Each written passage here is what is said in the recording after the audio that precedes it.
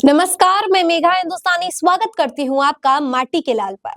ये रिपोर्ट जो है केवल वही देखे जिन्हें हिंदू मुसलमान बहुत जबरदस्त लगता है। मतलब टीवी पे अगर हिंदू मुस्लिम सांप्रदायिक लड़ाई हो रही हो, अगर कोई मुस्लिम का मौलाना पंडित को गाली दे रहा हो या कोई पंडित जो है वो मुसलमानों को जो है लांछन या जलील कर रहा हो, बहुत मजा आता हो देखकर जिसको। उसके लिए आज ये खबर मैं स्पेशल लाई, यानी हिंदू मुस्लिम और सांप्रदायिक उग्र फैलाने वाले लोग आज ये रिपोर्ट जरूर देखेगा। आपके लिए मतलब खबर सुनकर आपको ये खबर सुननी ही चाहिए। चलिए मैं शुरुआत करती हूँ खबर की। अगर चैनल पर नए हैं तो चैनल को सब्सक्राइब कर लीजिए। देखिए खबर क्या निकल कर आ रही है। तस्लीम तस्लीम सुनेंगे तो लग रहा है यार ये मुसलमान है। हाँ मुसलमान है, लेकिन इसका गुनाह क्या था कि इतना पीटा गया, मॉब लिंचिंग भी हुई और अब 3 साल बाद निर्दोष पाया गया है। इसे पिछली वीडियो में मैंने आपको बताया था कि कैसे प्रधानमंत्री मोदी चंडीगढ़ में जाकर कह रहे हैं तारीख पर तारीख नहीं मिलेगी, प्राथमिकी दर्ज कराएंगे तो 3 सालों में न्याय मिल जाएगा। देखिए मिल गया न्याय। मुझे लग रहा है सबसे पहला केस आ गया। वहां तो चंडीगढ़ में बात कर रहे थे, लेकिन खबर मध्य प्रदेश इंदौर से निकल कर आ रही है। न्याय किसे मिला है और सबक किसे मिला है ये बताते हैं आपको। खबर देखिए। खबर है आज तक की, लिखा है इंदौर में बहुचर्चित चूड़ीवाला केस में कोर्ट का फैसला। तस्लीम चूड़ीवाला दोष मुक्त, छेड़छाड़ समेत कई धाराओं में दर्ज था केस। इंदौर के बहुचर्चित चूड़ी विक्रेता तस्लीम चूड़ीवाला को जिला न्यायालय ने सभी आरोपों से बरी कर दिया है।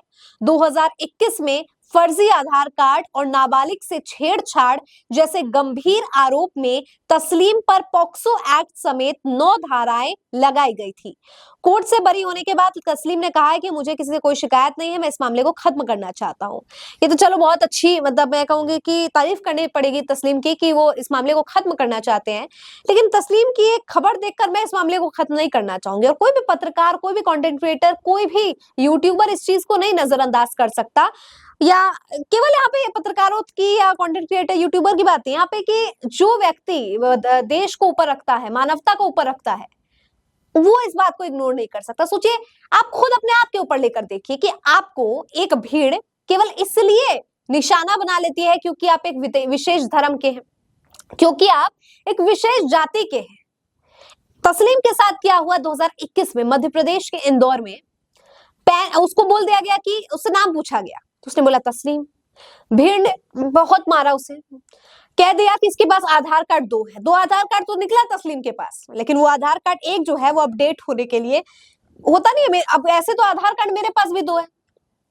एक आधार कार्ड और उसको अपडेट करके जो होती है ना कि चीजें आपको अपडेट करनी होती है, चाहे वो एड्रेस हो, चाहे वो फोन नंबर हो, तो आधार कार्ड तो एक्स्ट्रा हो ही सकता है। ऐसा थोड़ी है कि 2 अलग अलग जगहों का आधार कार्ड हो गया। तो उसके पास भी वैसे ही आधार कार्ड थे जो अपडेट होने को थे। अब ये कहकर और यही चीज जो है कोर्ट में साबित नहीं हो पाया कि उसके पास 2 आधार कार्ड या गलत कर रहा है वो व्यक्ति। साथ में मैं आपको बताऊं दोस्तों, उसके ऊपर महिला के साथ, छोटी बच्ची के साथ छेड़छाड़ का आरोप लग गया। पॉक्सो एक्ट में 9 गंभीर धाराओं के साथ तस्लीम को जो है पूरी धारा इस पर लाद दी गई। क्योंकि क्या दोष था उसका? क्या उसने किसी को छेड़ा? नहीं। क्या उसके पास 2 आधार कार्ड था, लेकिन उसमें गलत एड्रेसेस नहीं थे, वो अपडेट करने के लिए दिया था, उसके तहत था, उसने कुछ गलत नहीं किया था। तो दोष क्या था तस्लीम का? दोष कुछ भी नहीं था। दोष क्या था? मुझे लग रहा है दोष ये था कि वो मुसलमान है। उसे अपना मुसलमान होने का आज दोष, या मैं कहूं कि मुसलमान होने का जो है कीमत चुकानी पड़ गई। बोलना पड़ेगा, ये बहुत कठोर है, सुनकर कड़वा भी लग सकता है, लेकिन सच्चाई यही है। आज इस देश में मुस्लिम होना आज इतना बड़ा अपराध हो गया है कि कोई व्यक्ति आपसे कभी भी आकर पूछ सकता है कि आप कौन से कौम के हो। मुसलमान निकलोगे तो पीटे जाओगे, जैसा इस उदाहरण में दिख रहा है। सोचिए, इतने सारे 9 धाराओं में उसको जेल में, या मैं कहूं कि उस पर कार्रवाई हुई, 3 साल बाद उसको न्याय मिला है। और वहीं आईआईटी बीएचयू के किस तरीके से जो गैंगरेप करने वाले लोग, जो स्मृति ईरानी के साथ हाहा ही करके फोटो खिंचवा रहे हैं, जो हिंदुत्व का झंडा और ये आईटी सेल में है बीजेपी के, उनको विदिन कुछ मंथ्स जो है छूट मिल जाती है। मतलब किसी के लिए कानून 6 महीने के अंदर न्याय मिल जाता है किसी को, और वो तो आरोपी है, उन्होंने तो किया है गैंगरेप, फिर भी जो है वो आजाद घूम रहे हैं आज 3-4 महीने के अंदर अंदर। और तस्लीम जो बेगुनाह है, जो निर्दोष है, वो 3 साल बाद आज उसको जो है बरी मिली है। तो आखिरकार ये अदालत कैसे चल रहा है? लोग कहते हैं कि जुडिशियल सिस्टम पर सवाल नहीं उठाना चाहिए। देखिए, संविधान पर सवाल नहीं उठेगा, लेकिन संविधान को चलाने वालों पर जरूर सवाल उठाएंगे और उठाते रहेंगे तब तक जब तक कानून व्यवस्था सही ढंग से नहीं चलेगी। और ये वीडियोस में केवल आपको अवचेतन करने के लिए बनाती हूँ ताकि आपको समझ आए कि एक्चुअल में क्या ऑन द ग्राउंड चीजें चल रही है और कैसे फेक नैरेटिव सेट करने का काम जो है प्रधानमंत्री नरेंद्र मोदी या भारतीय जनता पार्टी सत्ताधारियों के द्वारा किया जाता है। एक तरफ तस्लीम चूड़ीवाला है जिसको 3 साल के बाद न्याय मिल रहा है, और वहीं दूसरी तरफ ये व्यक्ति IIT BHU वाले जिन्हें कुछ महीनों बाद ही जो है व्यभिचार करने के बाद भी स्वतंत्रता से घूम रहे हैं। क्यों? क्यों? उनका भाजपा IT सेल से कनेक्शन है।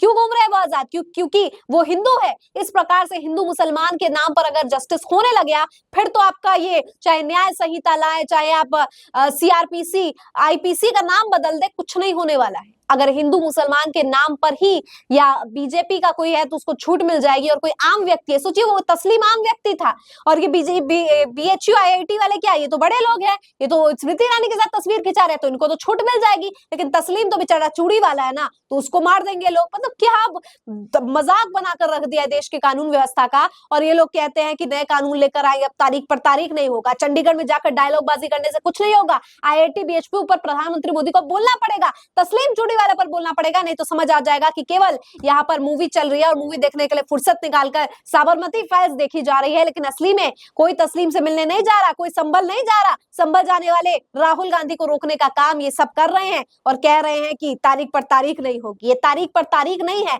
ये तारीख के अंदर आपने जो कर रखा है पूरा का पूरा, कि किसी के लिए 3 महीने तारीख है, किसी के लिए 3 साल तारीख है। तो 3 महीने 3 साल वाला कानून क्यों हिंदू मुसलमान के लिए, क्यों बीजेपी और आम आदमी के लोगों के लिए अलग बना रखा है? कमेंट करके बताइए आपको क्या लगता है इस पूरी खबर पर। मुझे दीजिए इजाजत, देखते रहिए माटी के लाल। धन्यवाद।